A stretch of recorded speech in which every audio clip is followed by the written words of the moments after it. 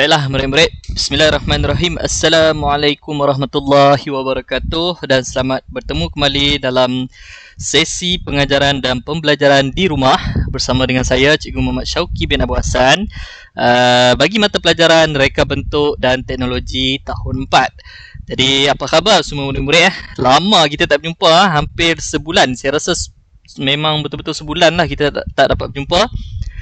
Saya mohon ampun dan maaf saya bukan menghilangkan diri secara tiba-tiba lah, tapi sebab saya ada cuti rehat sikit lah. Okey, saya harap semua murid terus bersemangat, terus sihat untuk meneruskan pembelajaran kita pada pagi ini. Okey, hari ini kita akan terus pergi melihat pada topik yang seterusnya. Okey, selepas daripada topik reka bentuk makanan yang telah kamu buat tu, alhamdulillah cikgu tengok penyertaan daripada kamu tu agak baik ya. Okey, ada yang dah hantar, ramai juga yang dah hantar. Cikgu tengok cukup menarik reka bentuk makanan yang telah kamu hasilkan. Tapi pada hari ini kita akan teruskan lagi dengan topik yang baharu, iaitu berkenaan dengan pengaturcaraan. Tapi sebelum kita memulakan kelas kita pada pagi ini, adalah lebih baik cikgu ingat kita mulakan dahulu dengan bacaan doa penerang hati dan kalimah selawat ke atas Nabi Muhammad sallallahu alaihi wasallam. Bismillahirrahmanirrahim. Rabbi syrah li sadri wa yassir li amri wahlul 'uqdatal min lisani yafqahu qawli. Amin. Allahumma salli ala sayyidina Muhammad wa ala ali sayyidina Muhammad. Allahumma salli ala sayyidina Muhammad wa ala ali sayyidina Muhammad. Allahumma salli ala sayyidina Muhammad wa ala ali sayyidina Muhammad. Baik. Okey, jadi objektif pembelajaran kita pada pagi ini, okey, pada akhir pengajaran dan pembelajaran, murid akan dapat yang pertama menyatakan maksud pengaturcaraan dan atur cara komputer dengan betul. Ada dua di situ, ada dua. Yang pertama maksud pengaturcaraan dan yang kedua adalah maksud atur cara komputer. Pengaturcaraan dan atur cara komputer adalah dua perkara yang berbeza kita perlu faham. Kita akan fahamkan sebentar sahaja lagi.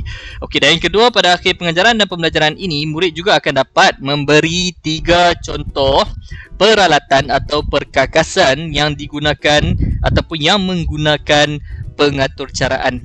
Kita akan tengok perkakasan ataupun alatan apa yang menggunakan pengaturcaraan.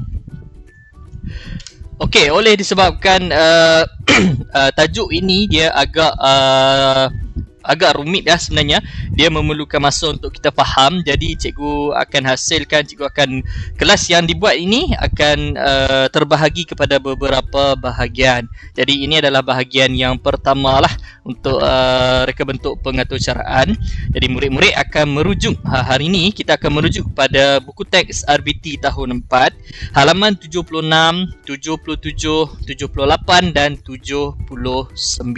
Kita akan lihat satu persatu. Kita akan baca apa yang situasi yang ditunjukkan kepada kita.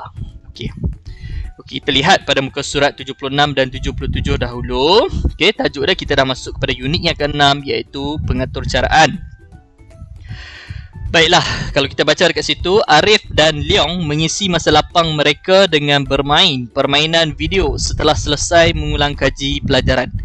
Maksudnya dia bermain permainan video lah selepas dia dah habis buat ulang kaji pelajaran. Kita nampak dekat situ ada orang kata keseimbangan dari segi dia belajar tapi dia main pun main juga. Kalau nak main boleh, tapi mesti ada belajar juga. Jadi seimbang di situ.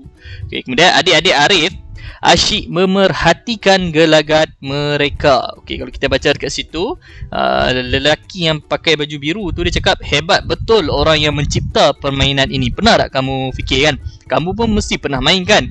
Kamu dah main game secara maya pun, kamu pernah main permainan game video game seperti macam ni, mungkin FIFA ataupun Pro Evolution Soccer PES kan. Kalau kamu mesti pernah main, ataupun game-game yang lain lah.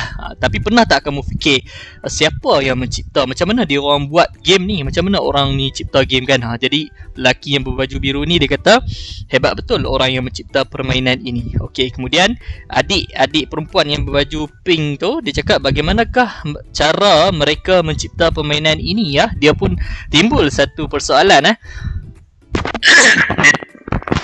dia timbul satu persoalan di situ. Dia tertanya-tanya juga macam mana mereka mencipta permainan game ini kan. Okey, yang berbaju warna jingga tu dia cakap suatu hari nanti aku ingin menjadi pengatur cara komputer. Dia pun dalam orang kata cita-cita dia lah nak menjadi seorang pengatur cara komputer. Jadi ceritakan pengalaman kamu bermain permainan video dan bagaimana cara permainan tersebut dihasilkan. Kamu rasa macam mana? Okey. Biasanya sebelum game tu bermula kan, dia akan keluar nama syarikat yang menghasilkan game tersebut. Kadang-kadang yang bermain game dia tahulah. Jadi dia akan keluar nama syarikat tu. Syarikat tu lah ada yang menghasilkan game tersebut. Okey. Ini semua berkaitan dengan pengatur caraan. Okey, kalau kita nak faham dengan lebih lanjut, sebenarnya berkenaan dengan pengatur caraan ni, ada kerjaya-kerjaya yang melibatkan pengatur caraan. Maksudnya ada kerja-kerja. Kerja-kerja ini adalah kerja-kerja yang bila kita dengar, kita tahu kerja ni adalah kerja yang libatkan pengatur caraan. Ada pengatur caraan yang mereka ni lakukan. Okey, yang pertama kalau kita lihat di sini, yang pertama Okey, saintis dan penganalisa data. Okey, saintis dan penganalisa data ni tugasnya ia mengkaji dan membuat keputusan berkaitan dengan teknologi lah. Okey, yang kedua, pembangun aplikasi dan perisian. Ini yang dikatakan tadi tu, yang orang yang membuat game tu. Okey, dia membangunkan aplikasi dan perisian permainan secara maya ataupun permainan video, ataupun dia membangunkan media sosial seperti Facebook, Twitter, Instagram. Dia orang ni adalah orang yang membuat ataupun membangunkan aplikasi dan perisian. Perisian tu software lah. Okey, yang ketiga, kerjaya yang seterusnya ialah pakar data digital. Pakar data digital ni agak rumit untuk kita faham, tapi secara kasarnya ia menganalisis dan menterjemahkan data. Dia analisis dan dia terjemahkan data untuk pelbagai kegunaan. Contohnya kalau ada data tu, dia akan ubah data tu menjadi satu kod yang akan diguna pakai oleh orang nantilah. Dia akan memudahkan orang untuk membuat keputusan. Okey. Yang seterusnya, kerja yang seterusnya ialah pengurus pemasaran atas talian. Pengurus pemasaran ni seperti mana yang murid-murid tahu, sekarang ni banyak online punya seller kan, online pembelian secara online ataupun urus niaga atas talian. Okey. Jadi pengurus pemasaran ni dia akan menetapkan strategi yang paling berkesan macam mana nak pastikan pemasaran dia itu berjaya dan dia mendapat keuntungan. Okey, jadi ini pun melibatkan pengatur caraan. Dan terakhir, kerjaya terakhir ialah saintis robotik. Okey, saintis robotik ni adalah orang yang membangunkan robotik yang boleh melakukan robotik yang boleh melakukan kerja-kerja yang kompleks, kerja-kerja yang boleh katakan mereka ni, kalau kita lihat yang paling dekat dengan kita ialah Jepun. Jepun dia menghasilkan satu robot yang membolehkan robot itu melakukan kerja-kerja sebagaimana manusia bekerja. Jadi 5 ini adalah contoh kerjaya yang melibatkan pengatur caraan. Okey. Okey, yang seterusnya kita akan lihat kepada asas pengatur caraan. Jadi saya harap kamu dengar betul-betul supaya tidak berlaku kekeliruan. Kita akan faham secara kasar saja, secara asas saja kita akan faham dahulu apa itu atur cara komputer dan apa itu pengatur caraan. Selebihnya kita akan masuk dengan lebih mendalam pada minggu hadapan. Okey. Okey, kita lihat kepada asas pengatur caraan. Murid-murid boleh buka buku teks muka surat 78 dan 79. Okey, kita akan baca. Terdapat pelbagai perkakasan elektrik di rumah ataupun di sekeliling kita. Perkakasan tersebut menggunakan pengatur caraan komputer untuk fungsi yang tersendiri. Sebagaimana murid-murid telah tahu, okey, komputer tu tak semestinya yang kita pakai untuk buat kerja main game semua tu.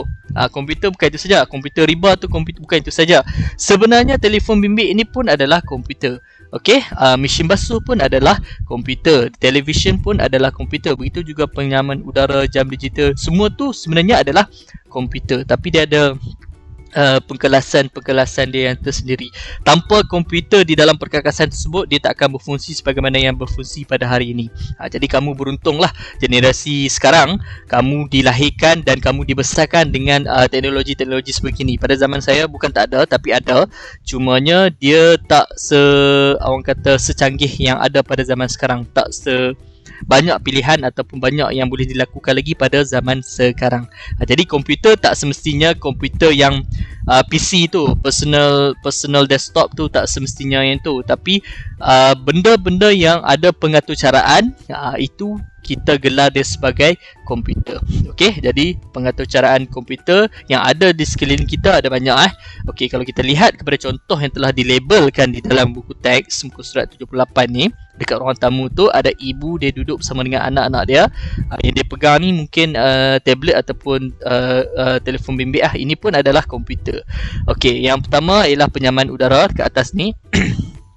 Yang kedua adalah televisyen, seterusnya jam digital, dan yang terakhir adalah alat kawalan jauh telah dilabelkan kepada kita, dan kita akan lihat dahulu muka surat 78 ni satu persatu, dan kita lihat macam mana pengaturcaraan ni berfungsi membolehkan dia menjalankan tugas-tugas yang tertentu.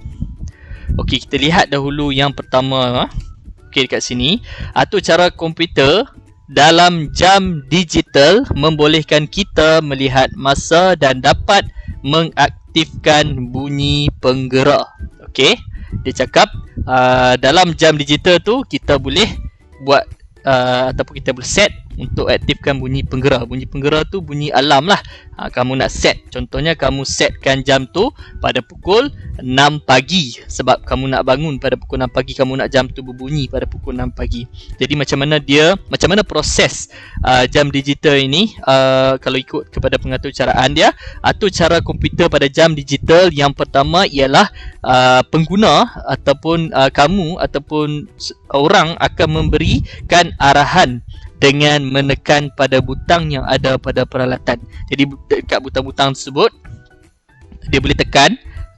Kalau kamu ada jam digital, dekat butang tersebut dia boleh tekan untuk kamu tetapkan masa yang kamu nak dia berbunyi lah, kamu nak tetapkan penggerak dia. Jadi proses dia sebenarnya semua sama sahaja. Yang pertama beri arahan. Okey, siapa beri arahan? Kamu yang akan memberi arahan ataupun pengguna, orang yang akan memberi arahan dengan menekan pada butang tu.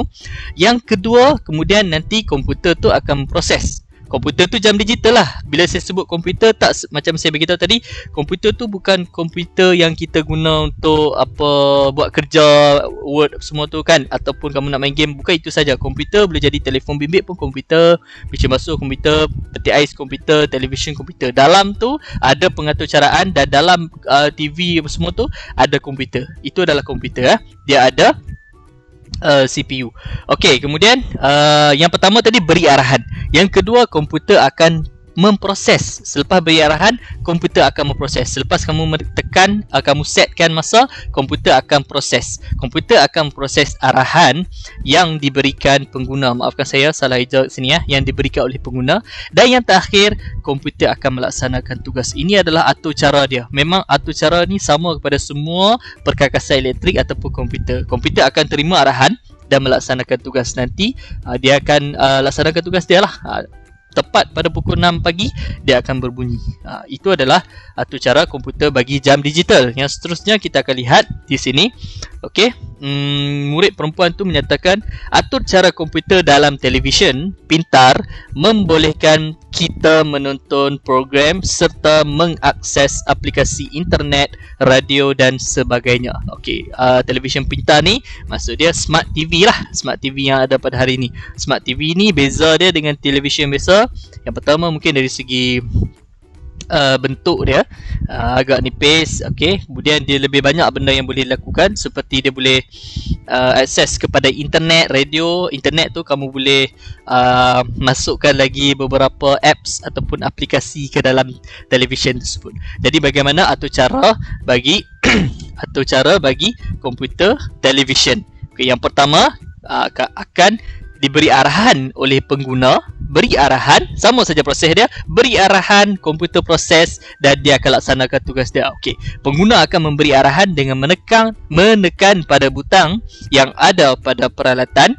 Kemudian komputer akan memproses arahan yang diberikan pengguna dan komputer akan terima arahan melaksanakan tugas dan siaran akan ditukar. Sekiranya tekan itu adalah untuk memberi arahan tukar siaran, siaran akan ditukar ataupun dapat akses kepada internet dan radio. Okey.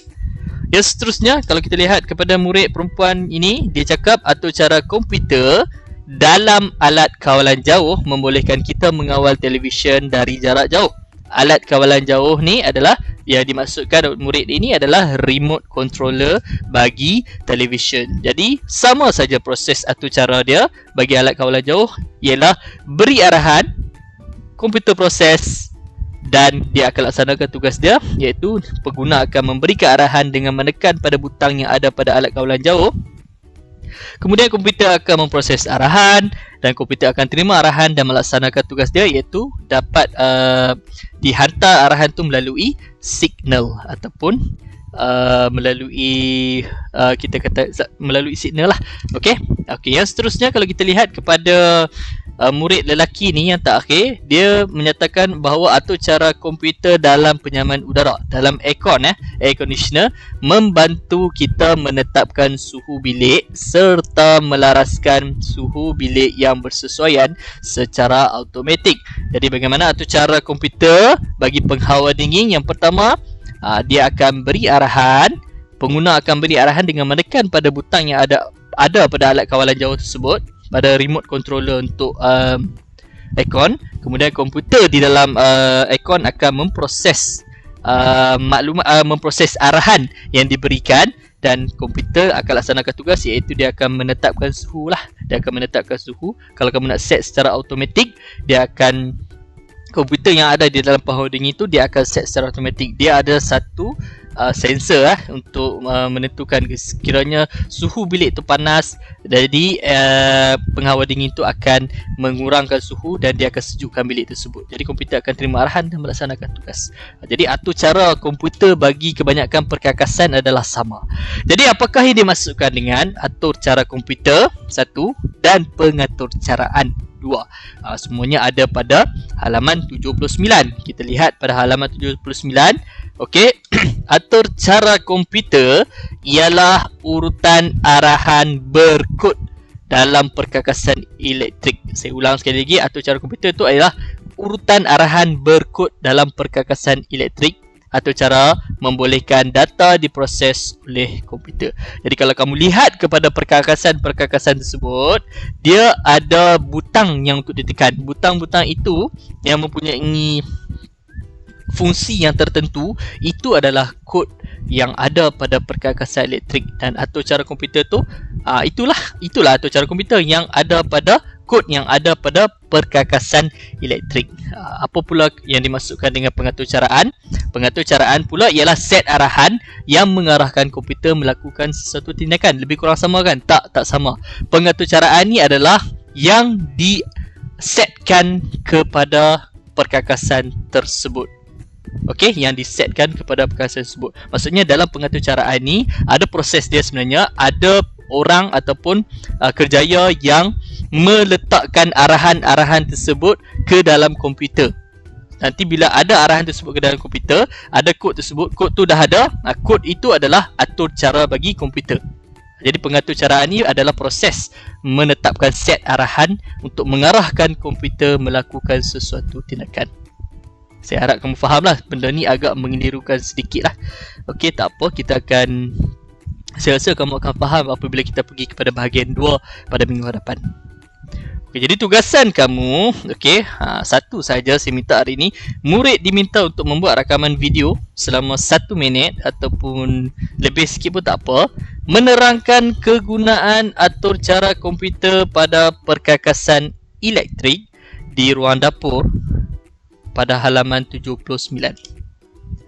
Okey, lihat pada halaman 79, murid ini menyatakan, berdasarkan gambar di atas, nyatakan kegunaan atur cara komputer pada perkakasan elektrik di ruang dapur. Kamu akan lihat pada gambar ini dan kamu akan nyatakan apakah atur cara komputer yang ada pada perkakasan elektrik tersebut? Macam mana nak jawab ni? Saya bagi contoh. Gambar yang ada dekat sini, contoh dia yang pertama, tips dia. Cikgu bagi tips dia. Kenal pasti dahulu perkakasan elektrik apa yang ada dekat sini, dan kamu akan kemudian barulah kamu nyatakan kegunaan atau cara dia. Macam mana nak nyatakan? Okey, contoh perkakasan elektrik pertama yang ada di sini ialah mesin basuh. Okey, jadi saya nyatakan. Okey, atur cara yang ada pada mesin basuh. Biasanya kalau kita lihat dekat situ, dia ada butang wash, kemudian dia ada butang rinse, dan dia ada butang spin. Itu adalah atur cara bagi mesin basuh. Wash, rinse dan spin. Wash, atur cara untuk membolehkan mesin basuh ni untuk membasuh baju. Rinse adalah atur cara untuk mengarahkan mesin basuh ni untuk membilas baju-baju tersebut. Dan spin adalah atur cara untuk memberi arahan kepada mesin basuh untuk membuang air, lebihan air untuk mengeringkan baju sebenarnya. Okey, macam tu cara murid akan menerangkan di dalam rakaman video selama 1 minit. Jadi berapa perkakasan yang cikgu perlukan? Cikgu hanya perlukan 3 perkakasan saja. Sebenarnya ada 4 kat sini. Ada 4 ke 5. Kan? Kamu dapat lihat sendiri ya. Yang besar pun ada dekat situ. Jadi cikgu hanya minta kamu berikan 3 perkakasan elektrik saja dan kamu nyatakan kegunaan atau cara yang terdapat pada perkakasan tersebut. Jadi saya harap kamu faham. Sekiranya ada apa-apa soalan, kamu terus mesej kepada cikgu. Kalau cikgu sempat, cikgu tengok, cikgu akan reply. Okey, jadi itu saja kelas kita pada hari ini. Okey, semoga kita berjumpa lagi pada kelas yang akan datang. Okey, masa yang diberikan untuk kamu hantar video tu adalah selama 1 minggu.